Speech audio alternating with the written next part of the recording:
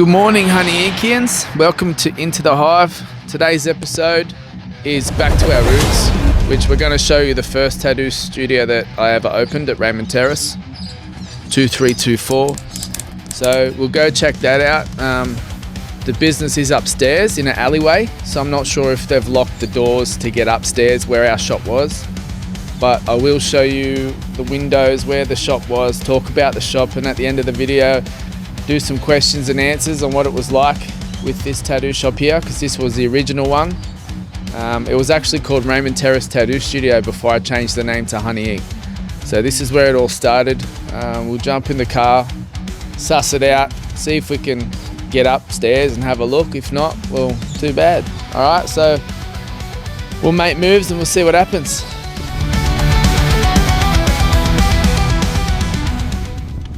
Righto, we're here. We're here in the car park.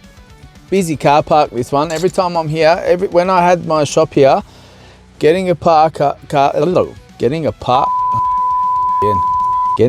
park at Raymond Terrace is actually quite hard. You wouldn't think so, but it is. Anyway, I'm going to take you to the shop. It's very busy. I think the door is locked, to be honest with you, to get upstairs. Anyway, we'll go walk over there. I'll point to the windows, chat to you about it. All right, so let's get going.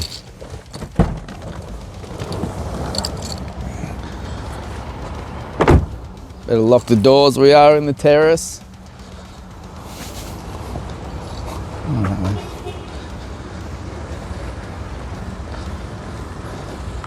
So just up there, just up the top there. See up there? Those windows up there. That's where it is. That's where it was.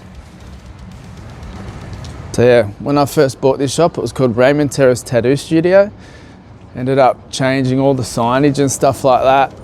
So that top level there, I don't know if you can see that top level, that there, that was the first Honey Ink. It's crazy, bringing back memories. We'll go see if the door's open. We'll show you when inside the alleyway. Look at that. That's where it all started. But yeah, crazy. Nah, can't get in there. It's all locked up.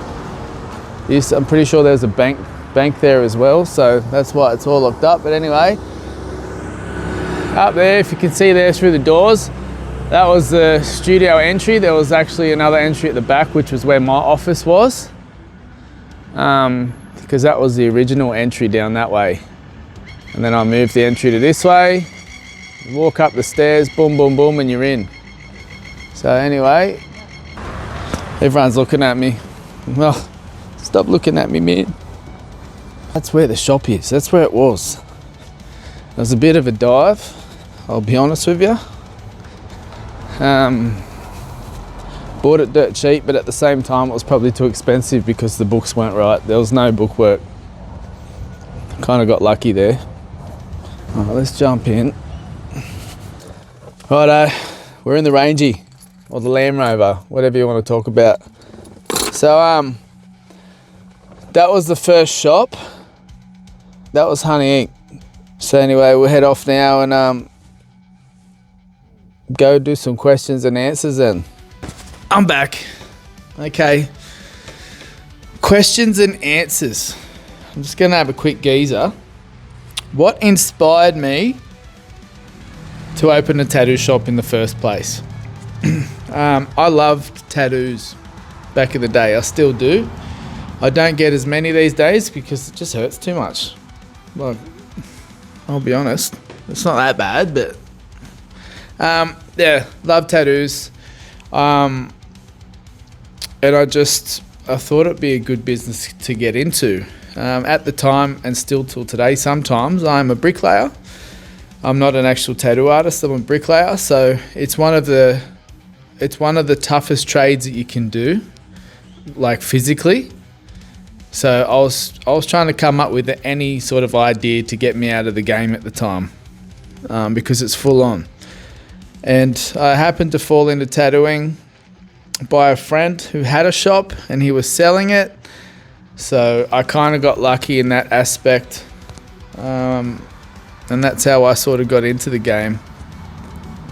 So, next question.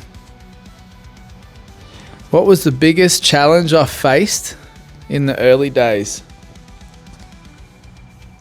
I'll be honest, it was getting the respect from the tattoo artist, I think. That still occurs today. Obviously that's with everyone, but back then, because I didn't have a clue what I was doing, it was getting the respect and, you know, trying to show the guys that, yes, I don't tattoo, but I'm here to help promote you guys and push you guys as much as I can. So I was always on the social media pages, pushing that hard, doing lots of promos, trying to do as much as I could at that time. But yeah, I think that's what it was. The trust, getting the trust off the tattoo artist. How different is the shop now compared to when it first opened? A lot more professional now. A lot more. We have a lot of procedures put in place, policies. We have like zip pay, afterpay. The way we've sort of built the team up, you know, learnt from the faults that we did on how we can be better, and we try and get better all the time. If that makes sense, of course it does. Do I ever think it would turn into what it is today? Did I ever think it would turn into what it is today? No and yes. Yes, I knew it would because I could see it. I had a vision and I seen it. I talked about it. That's all I did to make it happen. So, but I knew it was going to happen, but no, I didn't know really, you know. It was a massive gamble, huge risk. I was just winging it. I didn't have a clue. I didn't really care. I was like, stuff it. Like, I sold my house for this, to purchase this.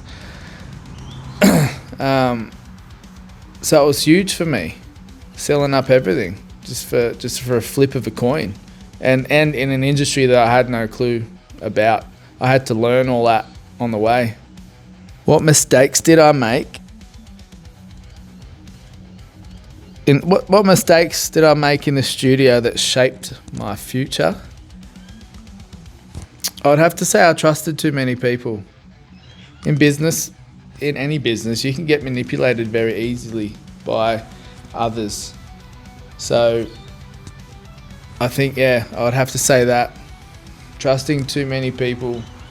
Who were the key people that helped you in the beginning? Tink, righto.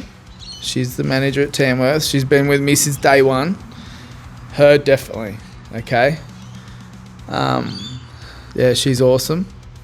It's hard to find people that want to stay with you for that long. So, but she was there from day one. She helped me through a lot of things on what to do, and I always double check with her, as well as a lot of tattooists. I check with them before I do anything. Kevin Maxwell, have to say him because he was there from the start. And then everyone else that worked, sort of, they all had their part in helping. Every tattoo artist, even till today, has helped. So, but they were sort of the main ones at the time that were positively helped. What does this place still mean to you? I'll be honest, I'm from the Terrace, right? I'm from Raymond Terrace. I went to Irrawang Primary and Irrawang High. So, I had a business in the Terrace, so it's going to mean something, isn't it?